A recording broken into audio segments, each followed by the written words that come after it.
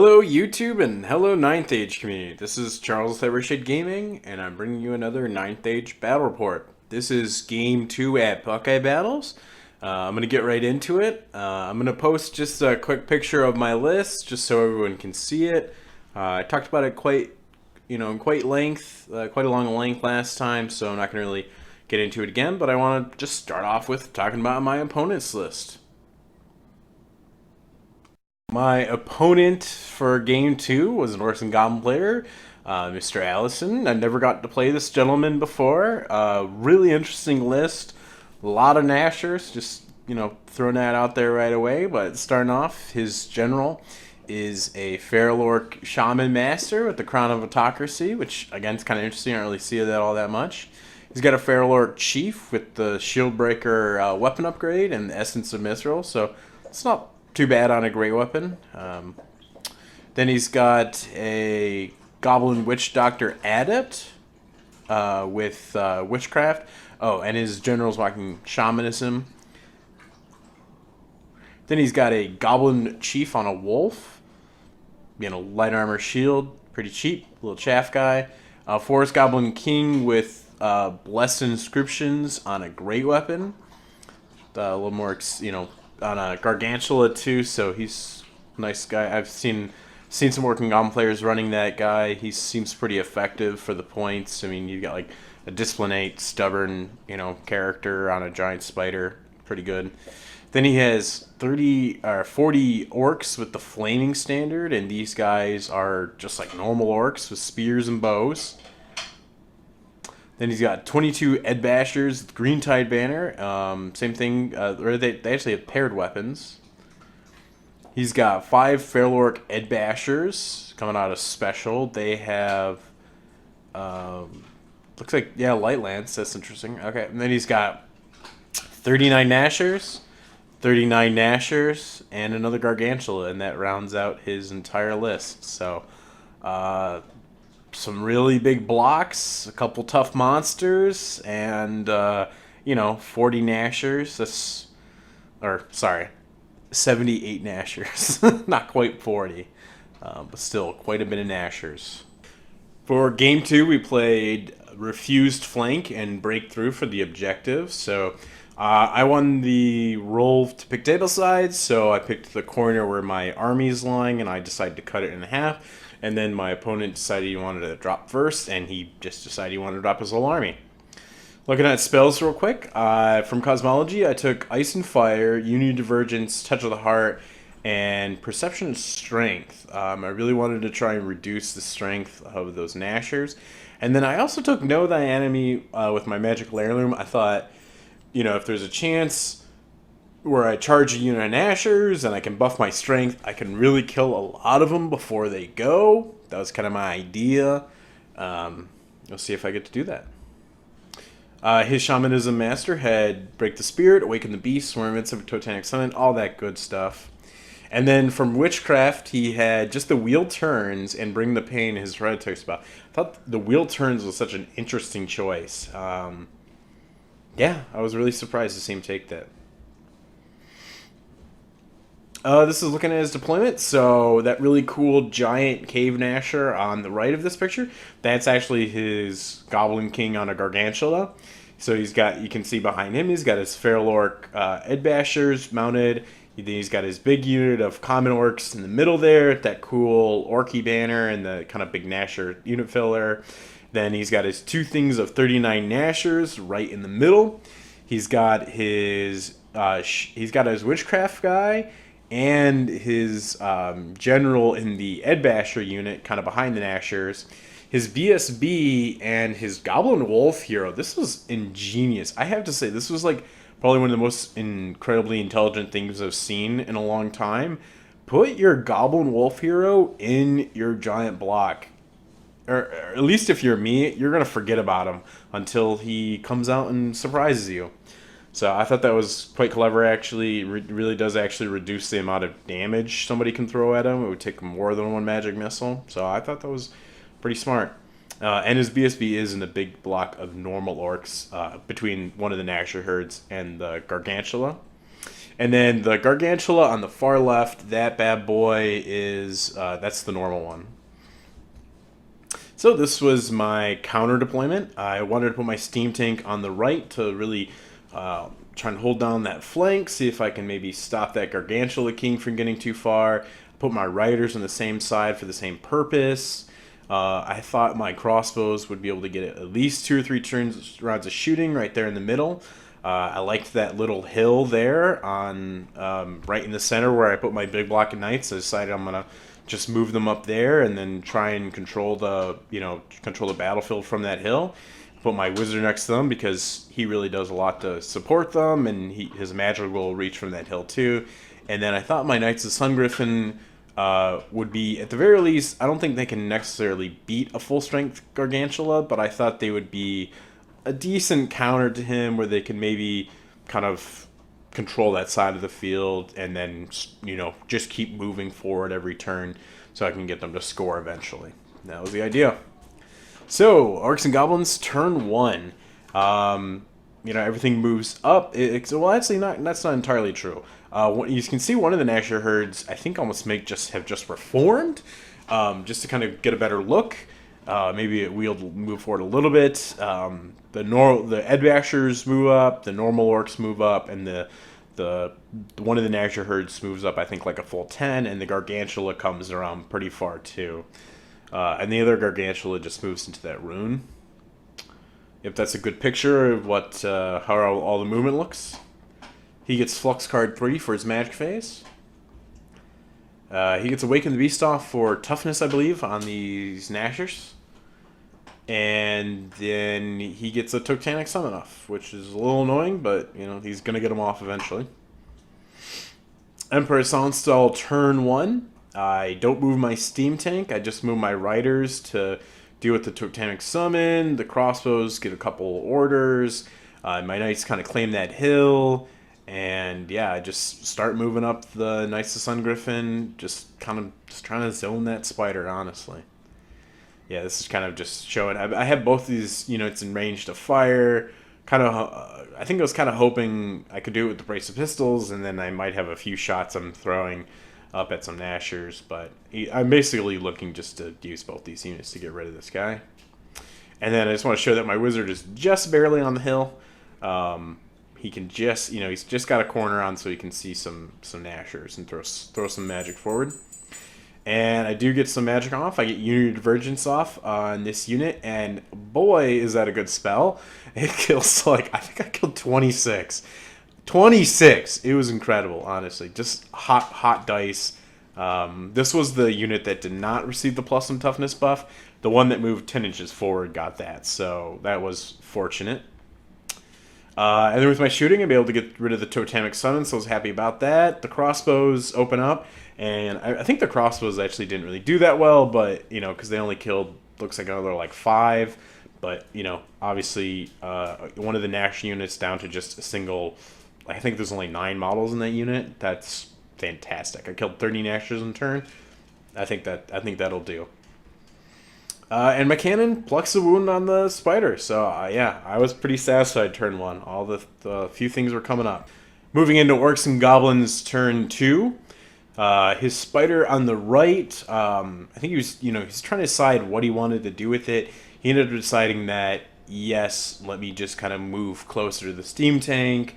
Within charge, it's within range to charge. It doesn't have a very long charge. I think it's within short range of my cannon, but, obviously he doesn't want to just keep getting cannonballs shot at him, so he decides to move forward. He gets the, unit of Gnashers with full health on the hill, so they can see the steam tank, and he uses the other unit of Gnashers as chaff at this point, really. They move up 10 to kind of bank my knights forward. It's not a very good charge for my knights to go forward. I don't think they can get out of charge arcs of the Edbashers or the big unit of Orcs or that spider. So if I want to get rid of the Gnashers, it's going to look a little messy. So yeah, I thought that was a solid move by my opponent. He gets Flux card 4. And I think he threw a swarm of insects at these guys, and I just happened to like not take any damage. I think that's why I took a picture of these guys. And I'm not sure why I took this picture. I am actually moving in Empire Sonnstahl turn 2. So, yeah, I don't think anything consequential happened to his magic phase, so he just, he doesn't really have much shooting. So we go into Empire Sonnstahl turn 2. I think I was just taking a pick of my orders when I was showing the crossbows. I decided to take another cheeky move here and give it another try. I charged the Prelate out of the unit of knights, so he goes in the Gnashers solo. I'm not really worried about him taking any damage with a 1-up. He's got, 4 strength, 5 attacks, so I'm hoping he can just get rid of those guys for me. This is what the rest of the field's looking like. I don't really move, all that aggressively. I just, I turn my knights to face. I move my wizard up in an advantageous way. My steam tanks, in range to fire.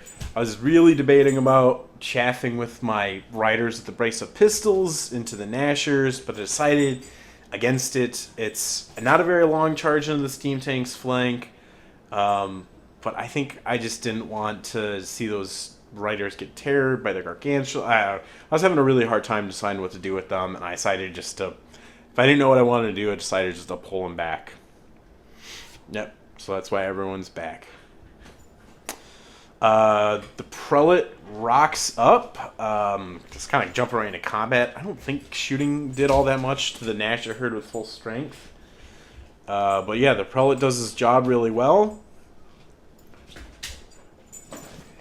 And he kills 5 Gnashers, and he pops them. And then he's just able to, I don't even know if he had to really change formation. I just kind of kept him right there. Start of Orcs and Goblins turn 3, he decides he wants to charge his Cave Goblin King at the steam tank. So he's charging, and then he's also going to charge his Gnasher herd, and lo and behold, they make it, and everything gets in there. So not really happy about that. The steam tank can definitely last a round against just a single Gargantula and a King. Bunch of Gnashers in the flank. You can see I did do some shooting damage with my riders and my crossbows, but not quite enough. Yeah, that's going to be painful. He gets another Totanic Summon off, and I also couldn't stop any spells this game, and he gets +1 strength off on the Gnashers, which really, really seals the steam tank's fate. The Totanic Summon breath weapons my riders with brace pistols off. I think he just did 5 wounds to them. And yeah, this is what it's looking like. Surprisingly, the steam tank is alive with a single wound, I believe. Somehow in that combat, he didn't kill it. It was incredible. And then this is looking at this is actually moving into Orcs and Goblin. Or no, sorry. Oh yeah, no, this is still his turn. This is just like the end of his turn. So he chaffed me with his Goblin Wolf Hero. That's what I was talking about. He just popped out of the unit. This turn he did use his Warg. So, I helped him get the Gnashers into combat, and then he actually needed the extra March range to chaff well with his Wolf Hero too. So, 2 inches makes a big deal. So in my turn, Empire Sonnstahl turn 3, I used an Ice and Fire to get rid of the Wolf guy, because I didn't like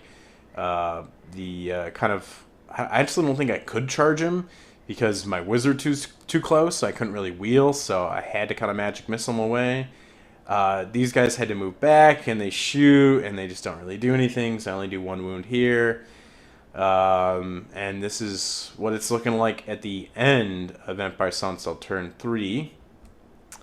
Yep, these guys polish off the steam tank, really frustrating, but you can't do anything against all that strength 6.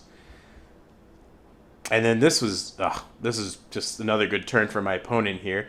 Orcs and Goblins turn 4. The Gnashers, again, I think they needed like a 9 or a 10 on the dice to get into my light infantry with crossbows, and they just made it. They made like another nice, like, kind of long charge. I elected to stand and shoot. It was probably a poor move, but I thought, like, he's going to fail one of them, and if he fails this one, I get like 3 more, I get this round of shooting, I get my normal round of shooting, then I got to stand and shoot. And I thought, like, I might just be able to polish them all off. But as you can see, I'm paying for it by standing here. And then the Totanic Summon moves into my riders as well. And this is what it's looking like. Moves his spider up a little more aggressively. He gets Flux card 8. He puts Bring the Pain on my knights. I wasn't too worried about that. Combat's a push right here. I do a wound. He doesn't do anything. And then this is start of Empire Sonnstahl turn 4. This is the charge I need to get into his big block. And I believe he decides to flee from it. Or I fail. I can't remember. I think he fled. I think he decided to flee. He rose a Totanic Summon in front of my knights over here. I have to kind of charge it to get rid of it. And this is what it's looking like. Yeah, I feel like he fled. That or I failed the charge. Either I was trying to make a really long charge and I failed it, or he fled. I can't quite remember at this point. And that was with my knights. I think this might just be showing that I kill the Totanic Summon. He kills the light infantry, and I think his spider can see my riders. Because we actually, this game is kind of winding down at this point, unfortunately. We're running out of time. So this is basically, I think, Orcs and Goblins turn 5. And the main thing that he does is he chaffs my knights. So on my turn 5, I lose my riders somehow. I can't quite remember what happened. Either the spider teared them off, or maybe he got a swarm of insects off. Either way, I lose the unit of 7 riders. I just sort of chaff with my like Knights of Sun Griffin, and I decide to just try and magic off the remaining Gnasher herd, and I get to go kill his wizard because he chaffed my knights with him.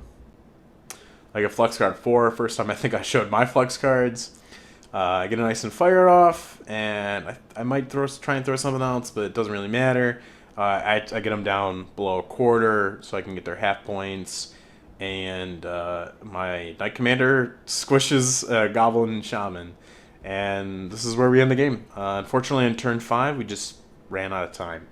So, which, yeah, I mean, obviously this game is in such an interesting position. A little too hard to comment about, mainly because, you know, I don't think I would have charged if I knew it wasn't the last turn. I probably would have just moved everybody back and held the hill, and, you know, I don't think he would have, you know, given me, like, a flank and then only had, like, a couple units looking at me. So, obviously, you know, it's unfortunate ending on turn 5, but that's how it went down. This game ends up being a 10-10 draw, actually. Yeah, we both just traded enough points where it was like 150 point difference or something like that. I think in my opponent's favor, because he got like both my riders, he got my light infantry, and he got my steam tank. All I got from him was two of his characters, the wolf character, the goblin character, the goblin shaman, and then a full Gnasher herd, and then half points on a Gnasher herd.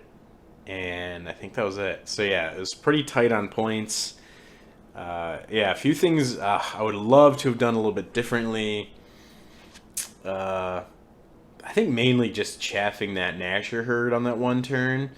Either so that it forces, you know, either making it so that, like, his Gargantula has to try and terror it first, so that, like, maybe the next turn I can, you know, like, so that if he did charge me, maybe, like, one of them fails, like, a discipline test, a redirect, or something. I don't know.